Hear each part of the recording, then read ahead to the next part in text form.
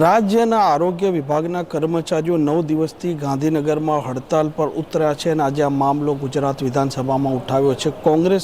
કોંગ્રેસે આરોગ્ય વિભાગની જે માંગણી પર ચર્ચા હતી તેમાં આ આરોગ્ય વિભાગના કર્મચારીઓ છે તેમની વાત રાજ્યની સરકારે સાંભળવી જોઈએ અને તેમની એક લાંબા સમયથી જે પડતર માંગણીઓ છે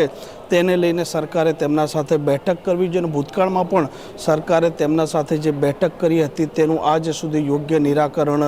નથી આવ્યું। કોંગ્રેસના નેતા અમિત ચાવડાએ કહ્યું છે કે તેઓનો ટેકનિકલ ગ્રેડ પેમાં સમાવેશ કરવાની વાત હોય કે ખાતાકીય પરીક્ષાની વાત હોય, આર્થિક વ્યવહાર હોય અને વહીવટને લગતી જે પણ વાત છે તે રાજ્યની સરકારે સાંભળવી જોઈએ। આરોગ્ય વિભાગના કર્મચારીઓ આ રાજ્યના લોકોની સેવા સતત કરી રહ્યા છે, તેમ છતાં એક લાંબા સમયથી તેમની પડતર માંગણીઓ સાંભળવામાં નથી આવતી। આરોગ્ય વિભાગના પંચાયત વિભાગના જે અધિકારીઓ અને કર્મચારીઓ છેલ્લા 9 દિવસથી આ ગાંધીનગરમાં સતત આંદોલન કરી રહ્યા છે તેનો આજે કોંગ્રેસે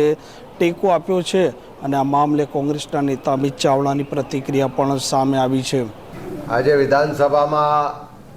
આરોગ્ય વિભાગની માંગણીઓ પરની ચર્ચા ચાલે છે અને બીજી તરફ ગુજરાતના લોકોની સુખાકારી માટે આરોગ્યની ચિંતા કરી ને કોરોનાનો કપરો સમય હોય, ઠંડી હોય, ગરમી હોય, વરસાદ હોય, ગમે તેવા સંજોગોમાં લોકોની આરોગ્ય સેવાઓ માટે દિવસ રાત મહેનત કરતા ગુજરાતના આરોગ્ય વિભાગના જે કર્મચારીઓ છે, મલ્ટીપર્પઝ હેલ્થ વર્કર હોય, ફિમેલ હેલ્થ વર્કર હોય, મલ્ટીપર્પઝ સુપરવાઇઝર હોય,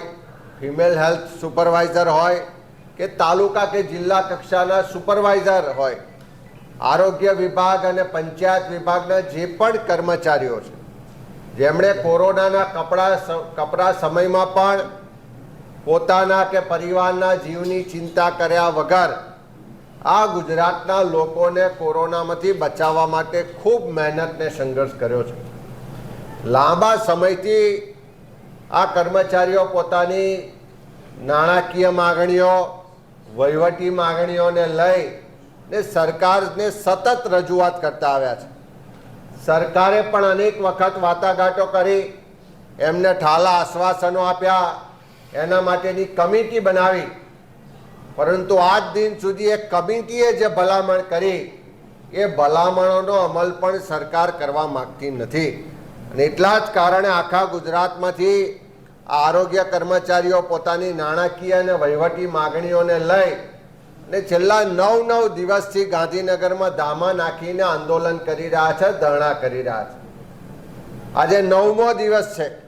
પણ સરકારના પેટનું પાણી હલતું નથી। એમની જે વ્યાજબી માગણીઓ છે કે એમને ટેકનિકલ ગ્રેડ પે મળવો જોઈએ, જે ખાતાકીય પરીક્ષાઓ થાય છે એમાં આરોગ્ય વિષય સિવાયના પ્રશ્નોત્તરી થાય એવી ખાતાકીય પરીક્ષાઓ રદ થવી જોઈએ, નાબૂદ થવી જોઈએ અને અન્ય નાણાકીય અને વહીવટી માગણીને લઈ આંદોલનનો 9મો દિવસ થયો હોવા છતાં સરકાર એની સાથે વાટાઘાટો કરવા પણ તૈયાર નથી। ઉલટું અંગ્રેજોની નીતિ મુજબ દરેકને દેશના બંધારણે અભિવ્યક્તિની આઝાદી આપી છે, પણ આ સરકાર હવે નવા અંગ્રેજો રૂપે લોકોને વિરોધ કરવાનો નહીં, અભિવ્યક્તિ રજૂ નહીં કરવાની અને એ રીતે એમની પર કાયદા અને કાનૂન લગાવી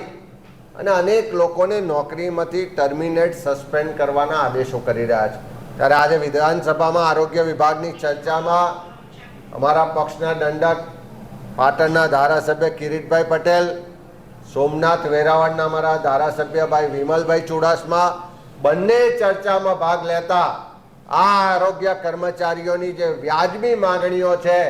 એના માટે સરકાર તાત્કાલિક એમને વાટાઘાટો માટે બોલાવે અને એમની માંગણીઓનો સ્વીકાર કરે અને આ હડતાલને સમાપ્ત કરે એ માટેની માંગણી પણ કરી છે અને વિધાનસભા કોંગ્રેસ પક્ષ તરીકે પણ આખા ગુજરાતના લોકોના આરોગ્યની ચિંતા કરવાવાળા, એના માટે કામ કરવાવાળા હજારો જે આરોગ્ય વિભાગ ને પંચાયત વિભાગના કર્મચારીઓ આંદોલન કરી રહ્યા છે એની માંગણીઓને સમર્થન કરીએ છીએ।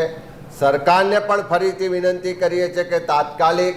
આ લોકોને ચર્ચા કરવા માટે બોલાવો એમની તમામ માગણીઓ જે કમિટીએ ભલામણ કરી છે મુજબ એનો સુખદ ઉકેલ આવે અને ગુજરાત આખામાં એ ગ્રામ્ય વિસ્તાર હોય, તાલુકા મથક હોય કે જિલ્લા મથક હોય, બધી જ જગ્યાએ જે આરોગ્ય સેવાઓ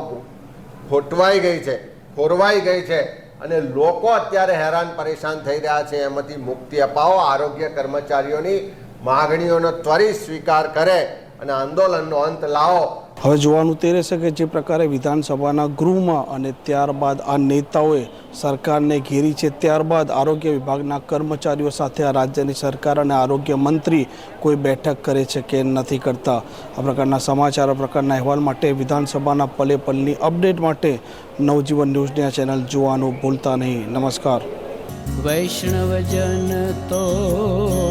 તેને કહીએ જે પીડ પરાઈ